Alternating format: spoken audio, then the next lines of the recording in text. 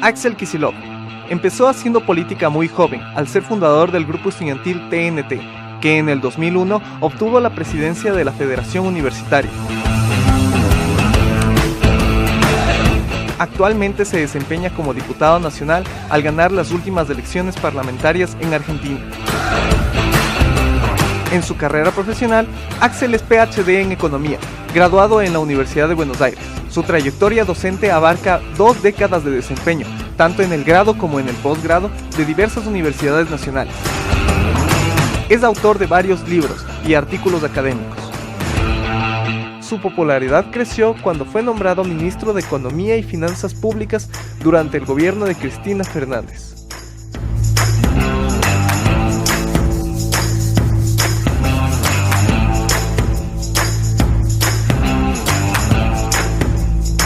Estamos con Axel Kicillof.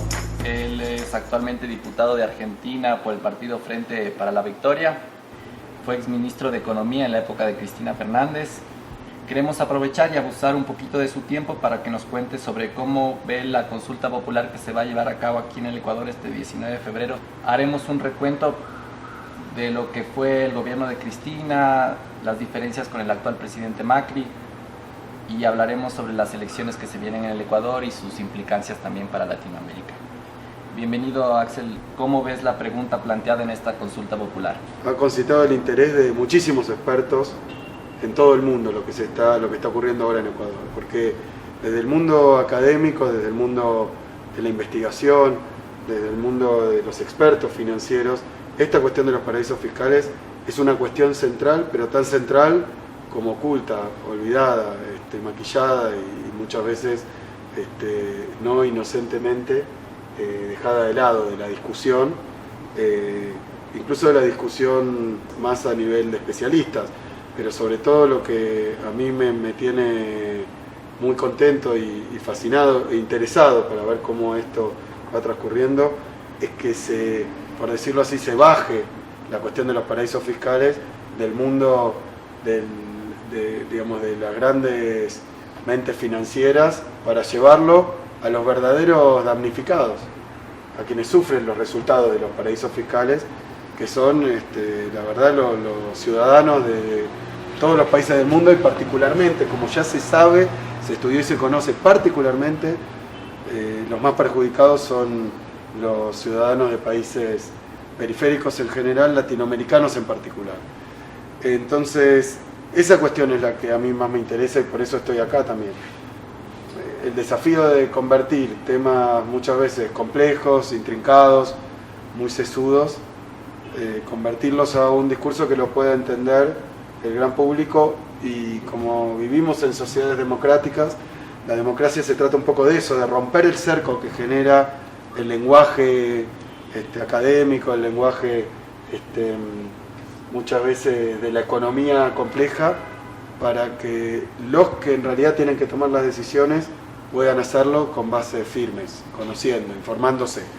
Ahí está un poco el desafío de esta consulta. ¿Por qué hoy los paraísos fiscales están en boca de todos? Por 2 fallas de la Matrix, por decirlo de alguna manera, por 2 fallas del sistema, por casualidad. El primero fue que vino una crisis que afectó a Estados Unidos. Y como la crisis afectó a Estados Unidos, había que buscar un responsable. Esta crisis es del 2008. Quebraron enormes compañías financieras que parecían tótems, parecían absolutamente inconmovibles y además que tenían vida eterna, como es el caso de Lehman Brothers, que se ha hecho famosa, pero los que estamos en estas discusiones sabíamos muy bien que Lehman Brothers era una especie de tótem sagrado de las finanzas norteamericanas, de Wall Street. Quebró, pero fundió también AIG, que es una enorme compañía de seguros norteamericana, y fundió la General Motors por la crisis de 2008. No se podía ocultar más cuál era el origen de esa crisis. Y el origen de la crisis tenía mucho que ver con los paraísos fiscales, porque el origen de esa crisis fue precisamente que había habido una especie de festival, de festín de la especulación sin ningún control. Y todos cuando se preguntaban por qué ocurrió la crisis, decían por la especulación, sin regulación. Y entonces, obviamente, correspondía darse vuelta y buscar al culpable de que no haya regulación. Tenían que ser los estados. Y ahí los estados nacionales, incluido el estado norteamericano, dijeron: yo no tengo la culpa, porque resulta que hay mecanismos para que el mundo financiero se mueva offshore, fuera de las costas, fuera de los países, fuera del alcance y de la mano de los reguladores, de los bancos centrales, de los organismos financieros internacionales. Es decir, se había armado una especie de dimensión paralela, donde ocurría todo tipo de desmadre financiero y no estaba a la vista de nadie. Y no estoy hablando, cuando digo nadie, ni siquiera de los recaudadores impositivos de países como Argentina, Ecuador, Brasil, que somos modestos dentro de todo. Fuera del alcance de la IRS, que es la oficina, el ministerio, bueno, la agencia de recaudación de impuestos de Estados Unidos, o de la Comunidad Europea. Es decir, se le escaparon de las manos a aquellos que son los países más poderosos del mundo. Y ahí apareció el tema de los paraísos fiscales, porque todo ese dinero que había estallado en la crisis de 2008 estaba en paraísos fiscales. Era propiedad de empresas en paraísos fiscales. Entonces apareció del lado más grande, y ahí se empezó a ver cómo se podía hacer para atrapar a los bancos que se habían escapado de las regulaciones. Pero el segundo hecho es esto que conocemos todos como Panama Papers, tristemente conocemos como Panama Papers. También fue una casualidad, también fue un hecho fortuito, no fue producto de investigaciones. Mirá que con la crisis de 2008 se iniciaron investigaciones, empezaron a buscar, no encontraron nada. Y tuvo que aparecer, como fue el caso de los Wikileaks, tan famoso, que se filtraron documentos o de inteligencia o de las cancillerías de algunos países centrales. De la misma manera se filtraron miles y miles de documentos de una firma, de una empresa de abogados con sede en Panamá, una firma panameña, donde aparecían todas las comunicaciones con sus clientes y cómo habían colaborado desde Panamá para abrirles cuentas bancarias o abrirle empresas con el único propósito de esconder el dinero. Y una cuenta en un paraíso fiscal, una empresa en paraíso fiscal, no es trigo limpio, como decimos en Argentina. A nadie se le puede ocurrir, nadie se va a tomar el trabajo de abrir una empresa en un paraíso fiscal, si no es para esconderse de su agencia impositiva, o peor que eso, para esconder el origen de ese dinero. Y después, para esconder el resultado financiero que obtienen de haber tenido el dinero allí. O sea que aparecieron en Panama Papers miles y miles de documentos, pero entonces aparecieron nombres. Y aquí el desastre, aquí la vergüenza, acá el escándalo, porque aparecieron nombres de muchísimos empresarios, de muchísimas empresas, pero también de muchísimos dirigentes políticos, de países latinoamericanos, pero de otros también. Y apareció una lista. ¿Qué hacer con esa lista?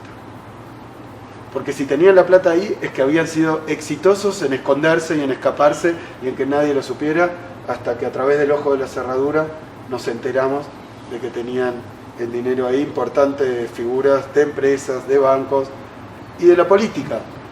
Empresarios y banqueros, vaya y pase, pero en la política se presentó un gran problema. Para las sociedades, para la ética.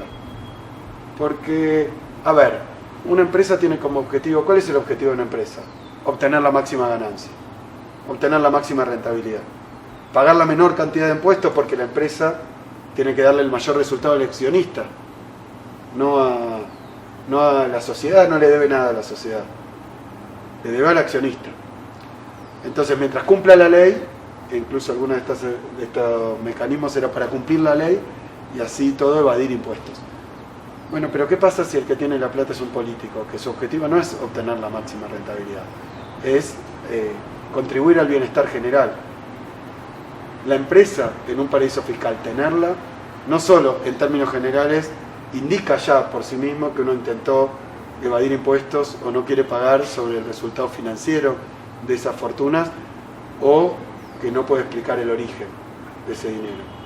Para el caso de un político, lo que está pasando es que entra en cortocircuito con lo que dice que hace, que es contribuir al bienestar de su país. ¿Qué es lo que ocurrió entonces? Prácticamente todos los políticos que estaban en ejercicio cuando aparecieron los Panama Papers fueron encontrados infraganti, sorprendidos con las manos en la masa. Se habían llevado la plata ahí. Entonces, era el caso del primer ministro de Islandia, como sería el presidente de Islandia. ¿Qué ocurrió? Se paró en un canal de televisión a dar explicaciones, fue ante la Agencia de Recaudación Impositiva de Islandia a decir de dónde había salido esa plata, por qué había hecho eso. Se presentó a un juzgado criminal para tratar de deslindar su responsabilidad. No, renunció. Se dio cuenta él y la sociedad que había una enorme incompatibilidad entre el discurso de decir yo quiero mi país, contribuyo, voy a contribuir a que a mi país le vaya mejor, pero mi dinero no lo tengo en mi país, lo tengo afuera.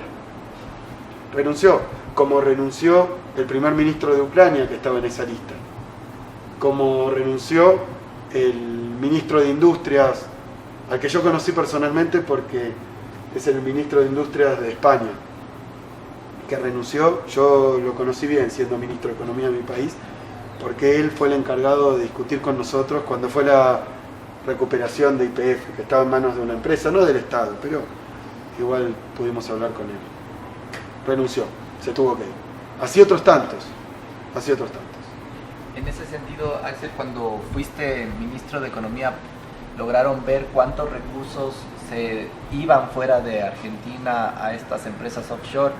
¿Y quiénes estaban implicados al final en esta cadena política de la que tú nos mencionas en el caso en Argentina?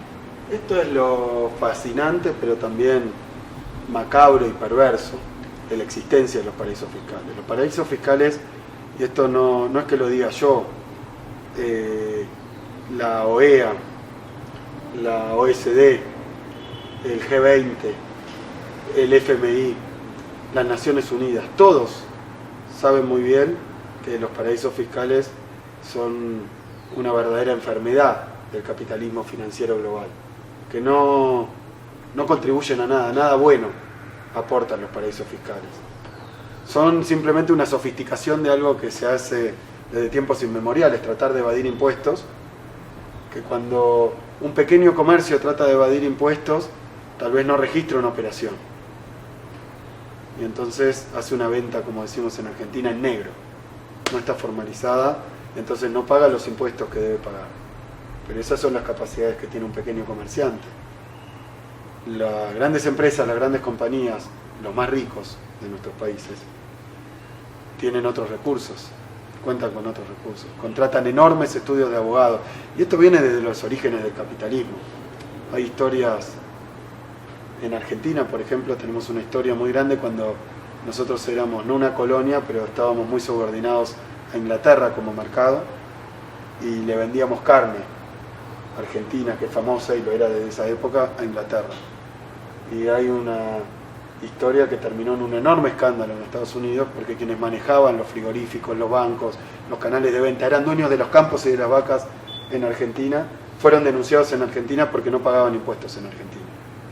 Y esa denuncia, que remite al año 1900 y poco, si no recuerdo mal, o tal vez antes, incluso siglo XIX, porque hubo muchos casos,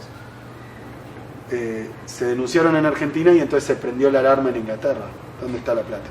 Y habían conseguido ya en ese momento recurrir a paraísos fiscales, radicar sus empresas en otros países, y entonces tampoco pagaban, este fue el problema, no pagaban impuestos en Argentina, tampoco en Inglaterra.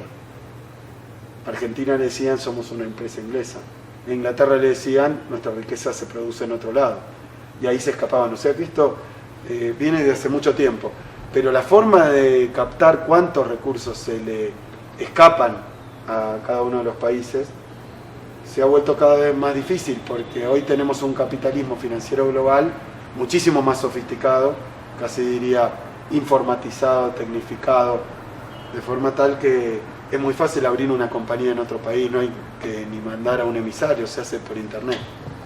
Entonces es muy difícil. Hay cálculos para Argentina que hablan de una fuga de capitales, es decir, de una pérdida de recursos equivalente a 400.000 millones de dólares. Son aproximadamente, si no me equivoco, 4 veces el Producto Bruto de aquí de Ecuador. Un Producto Bruto de Argentina. Eso se han llevado al exterior. Esa riqueza que no está en el país y que no está porque no paga impuestos en el país. Y se hacen estos cálculos. Si les hubiéramos podido cobrar los impuestos, cuánto dinero más hubiera recaudado el Estado y cuántas penurias menos hubieran pasado nuestras clases populares. Pero además, desde el punto de vista de la tributación, el Estado perdió recursos, pero además se llevaron los capitales al exterior. ¿Qué hubiera pasado si invertían un Producto Bruto entero para el desarrollo del país? Ahí tenés. Pudimos detectar el número, pudimos reconstruirlo, una tarea de detectives, pero lo que no pudimos saber nunca es de quién es esa plata, quién fue. Porque si está ahí y la fugaron, es porque no pasaron por los canales normales, y entonces esto empieza a pasar en todo el mundo. Las empresas que operan en la Argentina, extranjeras, tienen sede en paraíso fiscal. ¿A quién están estafando? Seguramente a Argentina, pero seguramente también al país de origen de esa empresa. Y de la misma manera, empresas argentinas tienen cuentas en paraísos fiscales o empresas en paraísos fiscales. Con lo cual, un empresario argentino opera con una razón social, con una compañía, se la llaman compañía fantasma, en Argentina, pero se ha ido a Panamá a abrir la compañía.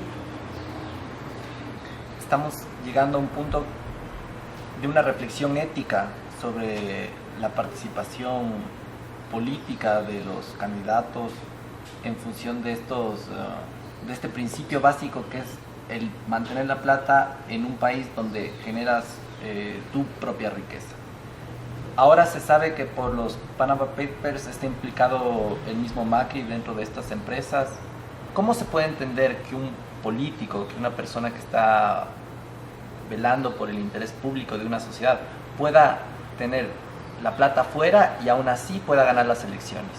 ¿Cuál crees que fue la razón por la cual Macri, a pesar de tener estas prácticas a través de sus empresas, haya llegado a ganar las elecciones, sabiendo claramente que no estás velando por los intereses públicos del país? Macri ha tenido suerte, es una cuestión de timing. Los Panama Papers estallan después de las elecciones.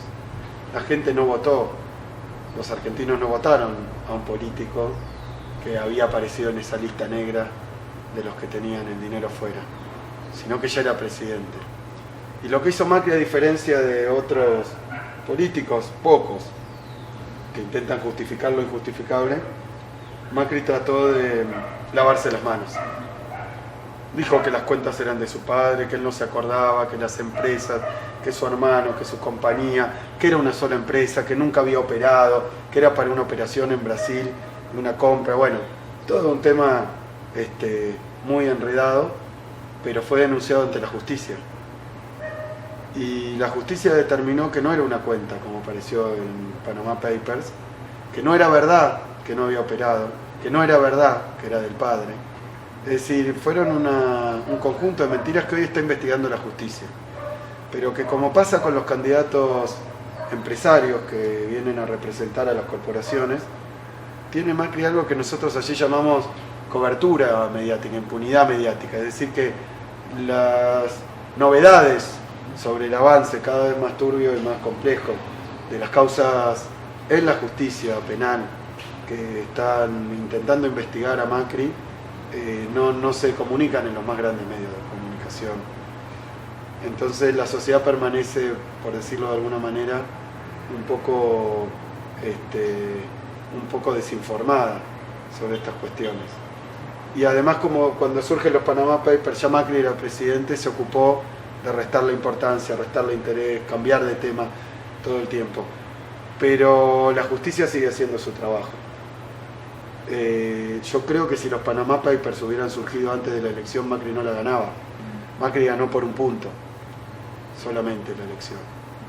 Y en base a una campaña que fue muy mentirosa. Pero bueno, tuvo la suerte de que los Panama Papers llegaron un poco después. La situación en otros países ha sido distinta, no solo aquí, porque en otros lugares yo he sabido de gente que los que eran funcionarios o los que tenían algún cargo renunciaron, y los que pretendían alcanzar cargos renunciaron también, con menos escándalo. El caso de Ecuador es particular porque cae justo en el proceso de formación de las candidaturas. Pero me he enterado que hay algunos candidatos de la oposición que están implicados en Panama Papers. Por eso es muy importante que el tema tenga centralidad.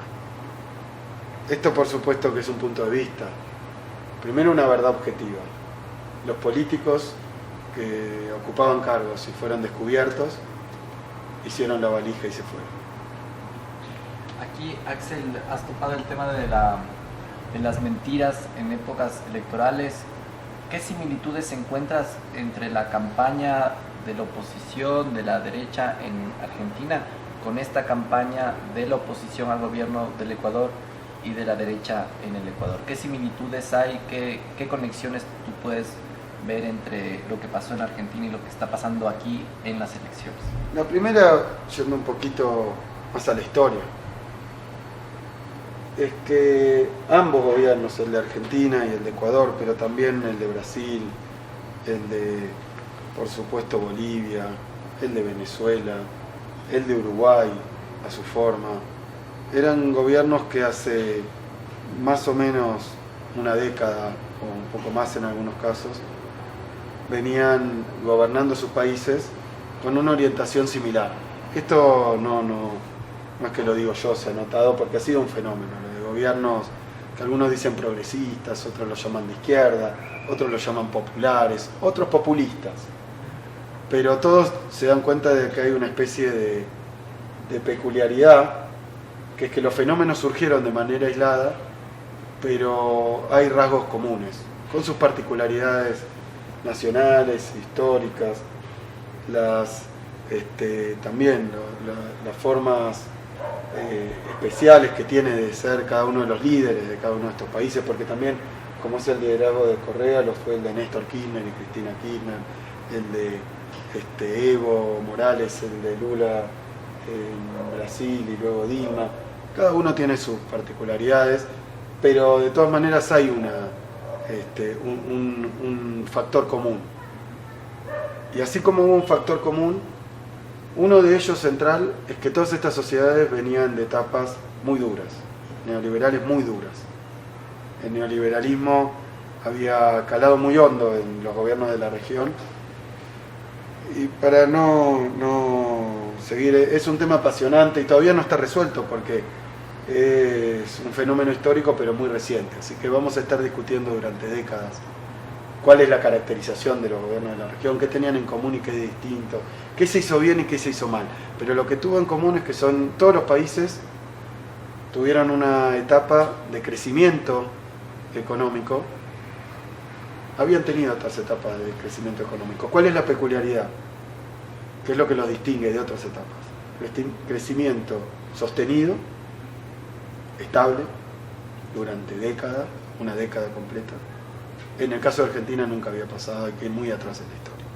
Crecimiento récord, pero además crecimiento con una orientación común, la de la inclusión social, la de que las grandes mayorías, los trabajadores, los postergados, que habían sido justamente un producto del neoliberalismo, encontraron respuesta, no completa, no total, no definitiva, a sus necesidades, a sus demandas, a sus derechos, y que entonces crecimos, pero al mismo tiempo se distribuyó la riqueza.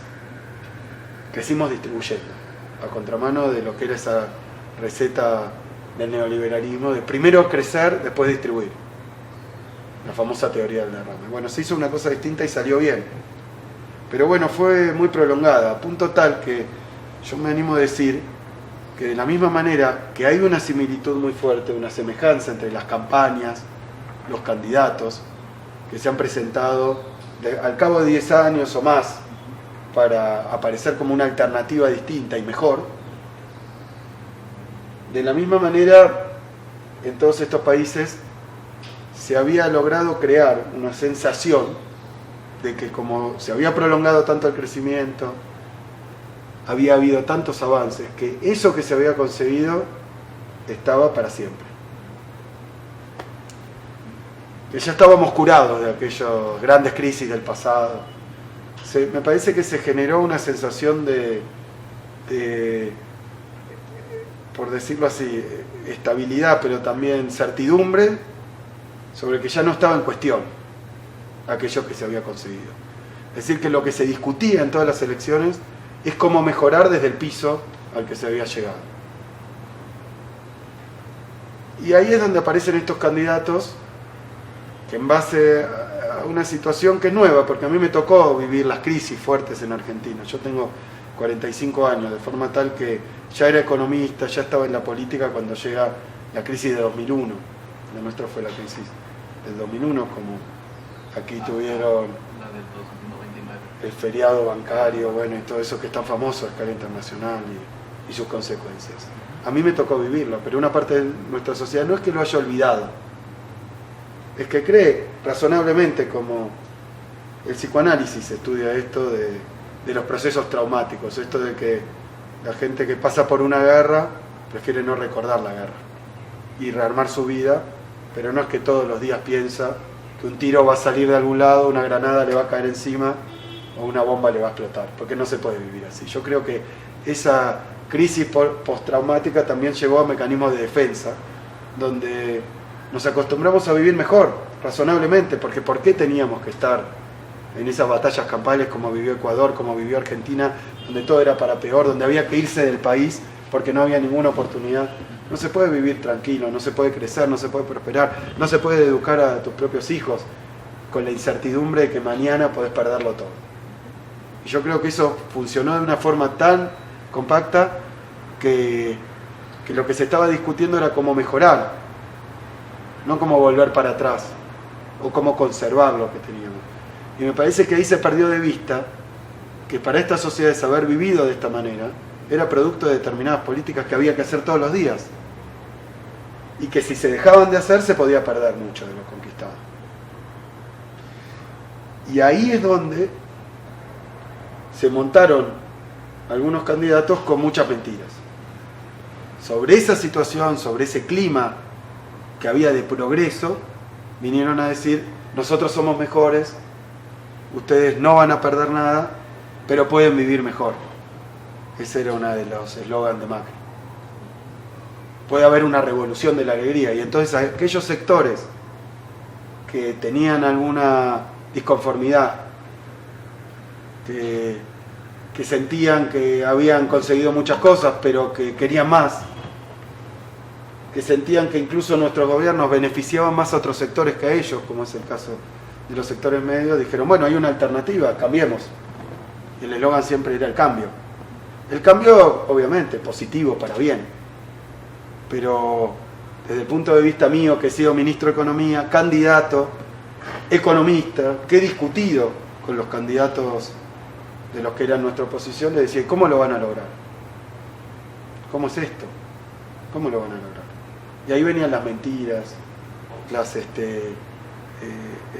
los cambios de tema, la complicidad de alguna parte de los medios de comunicación, que estas cosas no le preguntaban, las maniobras de distracción, que decían: bueno, no, todo esto que se logró, bueno, ya está, ahora podemos mejorar, pero ellos, que están hace 12 años en el gobierno, cometieron tal error y tal error y tal, algunos de ellos ciertos, pero sobredimensionando los errores, exagerando lo que faltaba y tratando de presentar que era muy simple, muy sencillo, casi natural, obvio, que el gobierno no había hecho nada para que estuviéramos como estábamos.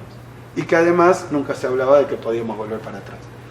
Por eso yo he visto mucha similitud aquí en Ecuador en las campañas electorales de la oposición de Alianza País, de Correa. Los mismos eslogan de campaña, las mismas publicidades. Y han recurrido a algo que es nuevo, novedoso en la región, que tiene que ver con un fenómeno de época, que es esto del marketing político. Ya no hay campañas políticas con plataformas donde hay que discutir, donde hay debates profundos, no solo entre los candidatos, sino entre los expertos, que marcamos un problema. Por ejemplo, a Ecuador le falta industria, ¿cómo hacemos para resolverlo? No. Hay marketing, hay estudios de televisión, hay estética, hay vestuario, hay discurso aprendido y hay eslogan casi publicitario, casi, a mí me gusta decir, cuando uno consume una cerveza va al supermercado y compra una cerveza. ¿Por qué compra esa cerveza? Porque le han puesto en la publicidad que es la mejor cerveza, pero a veces que es la mejor cerveza y a veces ni eso. Uno inconscientemente ve en la publicidad que si consume esa cerveza va a ser feliz. Va a estar rodeado de gente linda y en lugares bonitos y se le van a resolver todos los problemas. Y a veces es eso, ni siquiera te venden al candidato y al contenido del candidato. Te venden cosas que te van a pasar si vos votás al candidato, que no las tiene el candidato mismo. Y eso ha pasado también, es para reflexionar, porque eso es la antipolítica. Ya no se discuten ni los problemas genuinos ni las soluciones posibles. Se vende un candidato como se vende una lata de gaseosa. En Argentina, la oposición vendió este cambio positivo. Ahora ya han pasado 14 meses desde que Macri asumió el poder. ¿Qué en lo concreto se mejoró después de la victoria de la derecha en Argentina? ¿O todo fue una mentira, fue un engaño? La oposición jugó una campaña para llegar al poder en función de unas expectativas y al final, ¿qué es lo que está pasando ahorita en Argentina, en Brasil, con datos, digamos, económicos? Bueno, los datos económicos les dan espantosamente mal. Argentina, el último año de nuestro gobierno, creció 2,63%. Este año no sabemos si va a caer 2,5 o 3%. El Producto Bruto. Es decir, se contrajo la economía fuertemente. Pero además se redujo el salario. Ustedes dirán, ¿cómo? Bueno, Argentina tiene un régimen no dolarizado y entonces hay una tasa de inflación que en nuestro gobierno era relativamente elevada. Y ellos dijeron que hay un spot de campaña de Macri donde dice el problema de la inflación es muy fácil de resolver, lo voy a resolver en 2 días. Duplicó la inflación en un año, pero los salarios no se duplicaron, no crecieron a una tasa doble de lo que venían creciendo. Entonces los productos se encarecieron y la plata en el bolsillo creció menos, la gente no puede consumir. Y eso trajo muchos problemas adicionales, porque no solo no cumplió esa primera promesa, sino que al haber una pérdida de poder adquisitivo, los vendedores ambulantes no pueden vender, pero los comercios tampoco, entonces ha habido una caída de las ventas. Y además Macri había prometido quitarle impuestos a los trabajadores, porque hay impuestos para los trabajadores. Misteriosamente ese impuesto es el único que no quitó. Le quitó impuestos a los ricos. Ese impuesto lo hizo más grande, más abarcativo. Pero la pregunta es qué hizo bien o qué le salió bien. Y yo en esto quiero tratar de ser ecuánime. Hay cosas que le salieron bien y que relativamente cumplió, pero que por no haber podido debatirlas, solucionó un tema a costa de arruinar muchísimas otras cuestiones que andaban bien. Doy un caso. En Argentina había problemas a veces, aquí lo he sabido, ¿no? Para acceder, nosotros tenemos los pesos, pero había problemas para acceder a la divisa, porque como pasa acá, a veces había escasez de divisa, entonces había trabas, había que, por ejemplo, explicar de dónde salía la plata con la que querías comprar dólares. Y eso la oposición dijo es indignante, te quitan la libertad, cualquiera tiene que poder comprarlos, y empezaron a hacer eco sobre eso. Bueno, levantaron la restricción. Hoy en Argentina es libre la compra de dólares. Ahora, ¿qué problema hay? Lo hicieron con una enorme devaluación que empobreció a todos. Así que los que antes no podían comprar dólares porque había alguna limitación, hoy no lo pueden comprar porque no llegan a terminar el mes y no ahorran. Entonces, si les hubieran dicho toda la historia, si les hubieran mostrado todo el animal y cuáles eran todas las partes que lo componían, si hubieran dicho la verdad, entonces eso que parece un éxito en realidad es tremendo y nadie lo hubiera querido, me parece.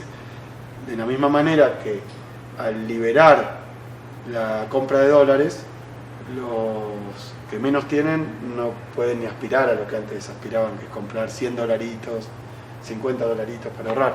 No pueden. ¿Quiénes son los que compran dólares? Las grandes fortunas. ¿Y dónde las ponen? En los paraísos fiscales. Hemos tenido una fuga de capitales que se duplicó. Entonces han solucionado un problema rompiendo todo lo demás. Y así con otras varias cosas, ¿no? Los temas de pobreza, Axel, ya se tienen indicadores en Mira, lo que está hay pasando algo- con la pobreza, con la distribución de la riqueza. Hay algo también incómodo para mí, porque cuando nosotros éramos gobierno nos cuestionaban nuestras estadísticas de pobreza. Y entonces se basaba la oposición en estadísticas privadas. De la UCA, no sé si aquí existe la Universidad Católica, Argentina en este caso, UCA, nos medía la pobreza y le daba mucho más alto que a nosotros. Y entonces había cuestiones metodológicas que yo como ministro discutía con ellos. Decía, bueno, pero ¿en dónde la miden? ¿Qué índices de precio usan? ¿Qué canasta de alimentos usan? Las discutíamos y yo no estaba de acuerdo. Y sería muy falso si hoy diría que estoy de acuerdo, porque soy oposición. No estoy de acuerdo, miden mal la pobreza. Pero lo que sí no puedo negar es que si tú mides la pobreza de una manera y cumples y la sigues midiendo igual y crece la pobreza, yo puedo no estar de acuerdo con el valor absoluto de la pobreza. Es decir, con cuántos pobres dices que hay. Lo que no puedo discutir es cuando crecen con la misma metodología, con la variación. Según la medición que usaban para criticarnos a nosotros, hay aproximadamente 1,5 millones más de pobres en Argentina, somos 42 millones. Con los números de la UCA, que era algo que estaban opuestos a nuestro gobierno. Yo creo que la medición está mal, que sobreestima. Lo que no puedo negar es que midiendo igual, bajo esa misma medición, hayan crecido. Es decir, que fue tremendo por esto que te estoy diciendo. Porque no fue solo que subieron, y de esto nunca hablaron en la campaña. Yo quiero advertir a los ecuatorianos. De estos efectos nunca hablaron en las campañas. En las campañas estaban con globos de colores, bailaban, y eran todos felices. Ahora, esto que está pasando le ha restado muchísimo apoyo a Macri, muchísimo apoyo. Porque no solo cayó el salario de los sectores mayoritarios, sino que después le aumentaron la luz, le aumentaron el gas, le aumentaron los impuestos. A los que tienen en paraísos fiscales no, porque no les pueden cobrar impuestos. A la gente que vive en el país y que destina buena parte de sus ingresos a comprar alimentos, entonces sufre la inflación, a pagar el alquiler, a pagar la luz, y en eso ahora se le va todo el sueldo, todo el salario, se le va en eso. Pero además, no contentos con eso, también perjudicaron a los que eran su base electoral. Empresarios grandes pero también pequeños, que se favorecieron mucho y que no lo negaban. Pero como votando a un empresario pensaban que el empresario iba a favorecer a los empresarios, y bueno, y fueron y lo votaron. Y ahora a los pequeños y medianos empresarios, a los emprendedores, los liquidó. Todos los días nos enteramos del cierre de muchísimas empresas. Pero basta recorrer la ciudad de Buenos Aires, la ciudad de Rosario, la ciudad de Tucumán, la ciudad de Bariloche, para ver que hay cortinas bajas en los comercios. Porque también ha caído el turismo, porque no hay posibilidad de irse a vacacionar. Es una catástrofe, y no lo digo yo, lo dicen las cifras del Fondo Monetario Internacional, lo dicen las cifras de las estadísticas públicas y privadas, eso que tratan de o no publicarlas o modificarlas, pero ahí están. Al empresario, creo yo, que lo perjudicó de muerte. Me acuerdo que Rafael Correa hablaba de una tormenta perfecta. Bueno, ahí tuvimos la tormenta perfecta para los empresarios. ¿Por qué? Hablaba de una tormenta perfecta para Ecuador con el terremoto, con las devaluaciones, bueno, con todas las dificultades que ha habido en estos últimos años por la crisis internacional, no por la política interna de Ecuador. Pero esta crisis la generamos adentro. Somos el ojo de ese tornado, de esa tormenta. ¿Por qué? Porque al vendedor le caen las ventas. Está bien. ¿Cuánto han caído? 20-30%. Sobre eso, también a él le sube la luz, le suben los impuestos, o sea que le suben los costos. Y cuando te ocurre eso, ¿qué hace? Bueno, vas al banco para financiarte esperando que pase la dificultad. Han subido las tasas de interés por el cielo. No puede financiarse. Sobre toda esta cuestión, Argentina tiene industria nacional, como aquí tienen algunos productores de zapatos. ¿Y qué han hecho? Han abierto las importaciones, liberado completamente las importaciones. El empresario que ya no tiene a quién vender, no le puede pedir plata al banco, le aumentan los costos, tiene que competir con productos provenientes de China o de otros lugares donde son mucho más baratos contra la industria nacional. Es un holocausto de industrias. Y esto ha generado muchísima preocupación a los votantes de Macri, porque aún los que se beneficiaron, y por las mentiras de la campaña, porque Macri no es que se encontró, porque ¿qué hizo el gobierno ante esta situación del descontento? Nos trató de echar la culpa a nosotros. Les anticipo es lo que va a pasar. Van a tomar las medidas que ya tienen, el paquetazo que ya tienen en el bolsillo, lo van a hacer, pero van a decir que es culpa del gobierno anterior, que dejó las cuentas mal, que no contempló tal cosa, que no hizo tal otra, que las reservas, van a decir todo eso. Es una excusa. Porque ese programa no perjudica a todos. Perjudica a la enorme mayoría. Pero hay una pequeña parte que lamentablemente tengo que decir, en esa pequeña parte están primeros en la fila los banqueros, que estas políticas económicas los benefician. No es raro que un empresario como Macri, que tiene intereses agropecuarios, o sea primarios, hoy esté llevando adelante estas políticas. Por eso no es raro que en otros países también los que están más dispuestos a llevar adelante estas cosas son los que más se van a beneficiar de estas políticas, de las que hoy no hablan. Axel, en función de estas similitudes que tú estás viendo en estos procesos de recambio hacia la derecha de los gobiernos en Latinoamérica, y sabiendo que en el Ecuador ahora hay una clase media que no está tan conforme con el gobierno actual, ¿qué reflexión política tú harías en función de estas próximas elecciones? Voy a hacer una reflexión política pero también cultural. Yo digo que los que están disconformes con el gobierno, como lo estaban muchos de las llamadas clases medias, Argentina, según las estadísticas de Naciones Unidas, CEPAL, fue el país de la región que más hizo crecer su clase media. O sea, tenemos toda una nueva clase media. Pero bueno, son 12 años y nos piden más. ¿Tienen razón o no tienen razón? Tienen razón, siempre hay que pedirle más al gobierno. ¿Es posible? Es difícil. Porque las tareas de nuestros gobiernos, habiendo encontrado los países destrozados, fue sacarlos de ahí donde estaban. Y todavía estamos ocupándonos y poniendo la lupa en aquellos sectores que todavía siguen vulnerables, postergados, porque lamentablemente en todos nuestros países no hemos llegado a un nivel de desarrollo que uno pueda decir que ya hemos salido de lo peor del subdesarrollo, ¿no? Y tienen razón en pedir más. Pero hay un problema cultural, y es una falencia, una autocrítica que tengo para hacernos. No hemos sabido explicar bien. No hemos sabido explicar bien. Es cierto que hay una prensa que nos ataca, hay una prensa que distrae, ¿no? Hay expertos internacionales, nacionales que critican, y entonces se genera una confusión. Pero no es excusa. Así todo, tendríamos que haber sabido y tendríamos que haber trabajado. Es fundamental. Porque nuestras sociedades cambian, las demandas cambian, y a veces no se puede responder esas demandas, pero hay que explicar cuál sería el costo de responder esas demandas descuidando otras cuestiones.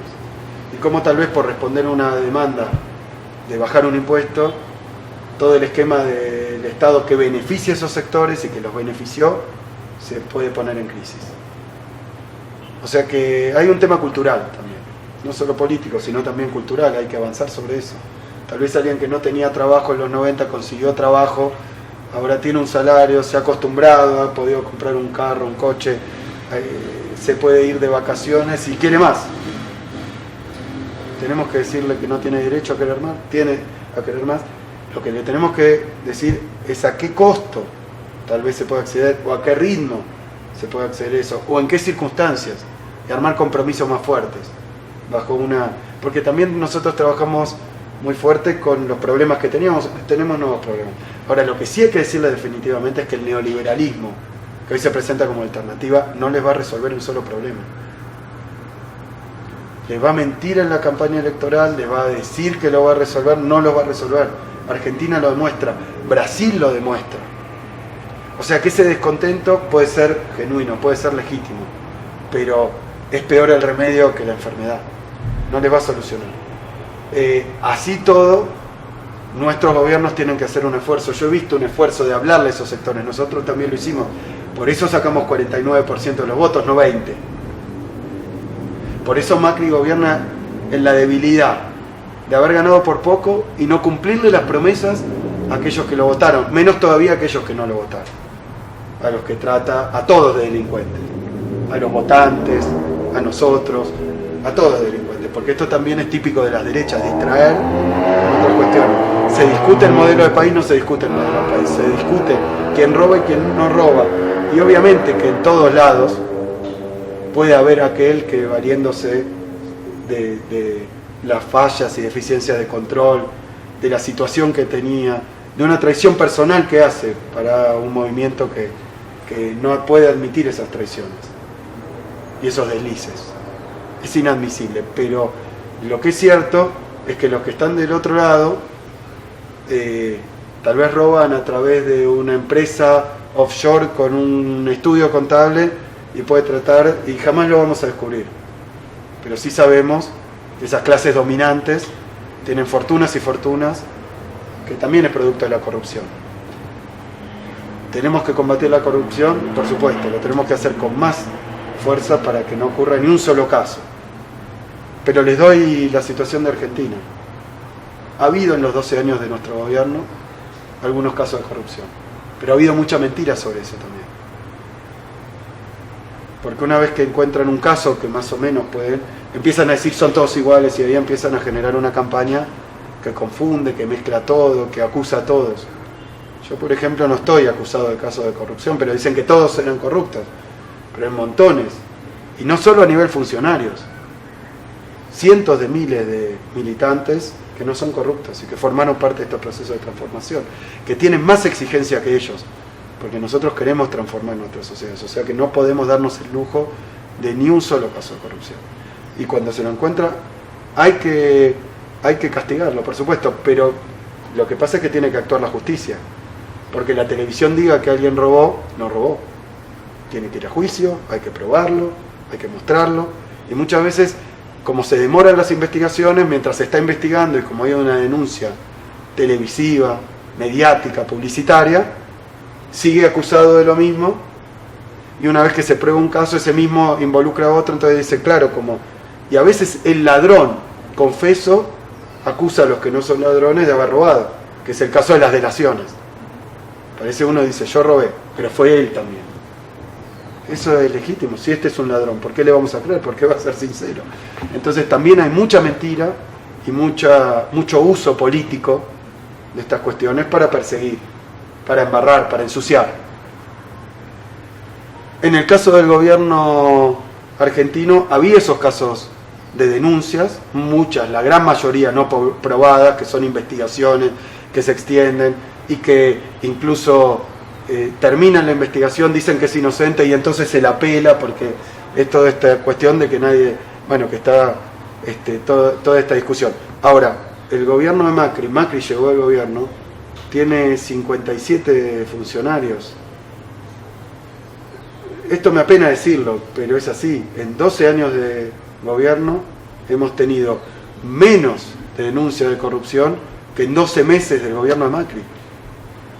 ¿Por qué? Porque son los mismos que se fueron por corruptos y no por un caso que hemos descubierto que uno en un marco y que hay que investigar, sino porque la corrupción era sistémica. Hay una forma de corrupción de la que no se habla. Hay una forma de corrupción que no se habla, que es la del modelo económico.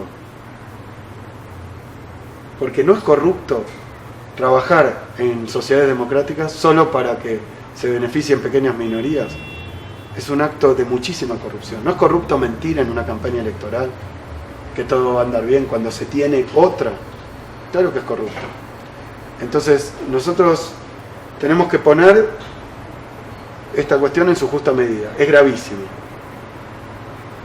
Pero no permite esta sola cuestión pasar por alto todas las demás discusiones que tenemos que dar. Porque la sociedad nos tenemos que preguntar qué modelo económico queremos. Porque alguno haya cometido un acto de corrupción censurable, que hay que castigar, que en el caso nuestro hemos acompañado todas esas investigaciones, no las hemos impedido. Pero dicho esto, discutamos el país. Porque si no, nunca vamos a discutir el país. Y uno a veces dice, ¿no será que son maniobras distractivas para que no podamos tratar en Latinoamérica los verdaderos problemas y que finalmente terminamos votando corruptos que dicen que van a limpiar a la sociedad de corrupción. Para finalizar, Axel, y agradeciéndote igual por tu tiempo, ¿qué está en juego en el Ecuador en estas elecciones que se vienen? ¿Y qué está en juego también para Latinoamérica este 19 de febrero que se elige el próximo gobierno del Ecuador? Mira, hoy estamos viviendo a escala mundial muchas novedades, desde Trump para abajo. También lo que ha ocurrido en Inglaterra, es decir, hay muchas novedades. Pero en Latinoamérica veníamos de una etapa realmente que se había encontrado una nueva receta para, en primer lugar, para esto que estoy hablando, los modelos nacionales, pero también los modelos de integración regional. Se había comprendido en los gobiernos latinoamericanos que es más fácil apoyarte en el que está en condiciones similares, que tiene los mismos problemas, que ha experimentado una historia común, que buscar soluciones en aquellos que tienen problemas distintos, pero además que muchas veces buena parte de su propia riqueza, la de las sociedades avanzadas, a veces en el colonialismo de una forma abierta y transparente, a veces de formas mucho más complicadas, pero que han vivido no de ayudarnos, sino de sacar todo el jugo que han podido. Entonces eso de apoyarse entre iguales, de reconocerse entre iguales y de buscar soluciones comunes, ha sido realmente una de las grandes recetas de esta etapa. Por eso yo creo que hoy hay un intento de demoler con campañas iguales, con candidatos similares, con denuncias parecidas, demoler a los gobiernos de corte popular, progresista, de toda la región. Terminar. Hay una reacción que está tratando de avanzar en América Latina. Y lo ha logrado de diferentes maneras. En Argentina ganó las elecciones. Como de la forma que estoy diciendo. Hoy la popularidad de Macri ha caído muchísimo. Porque cuando se lo ve, por más que los diarios hablen solo de lo malo que éramos nosotros, de lo corrupto, pero la gente vive estas realidades. Y no lo apoya. En el caso de Temer, el presidente de Brasil llegó a través de un golpe de Estado. Su popularidad no alcanza el 12%. Otros gobiernos neoliberales de la región también están en serios problemas, que han ganado las elecciones hace poco porque aplican estas recetas, paquetazos, ajustes, restricciones, mejoras para los ricos, problemas para los pobres. Bueno, esto se ha visto en toda la región. Y yo creo que quieren que ocurra también en Ecuador, para tratar de pasar una página, cerrar una etapa de los gobiernos populares. Por eso es tan importante que en aquellos lugares donde los procesos siguen su curso con más dificultades, porque le ha pasado a Ecuador el año pasado, porque la economía mundial ya no nos ayuda e incluso nos perjudica, y ahora se trata de que países pequeños como David contra Goliat traten de resistir a un tsunami económico internacional, y aquí lo han hecho muy bien, pero claro, con más dificultades, con más trabas, con más... Bueno, pero si consiguen doblar y torcer todo el rumbo de todas las sociedades, bueno, habrán instalado de una manera general que, bueno, que esa receta no funcionaba y que no funcionaba en ningún lado.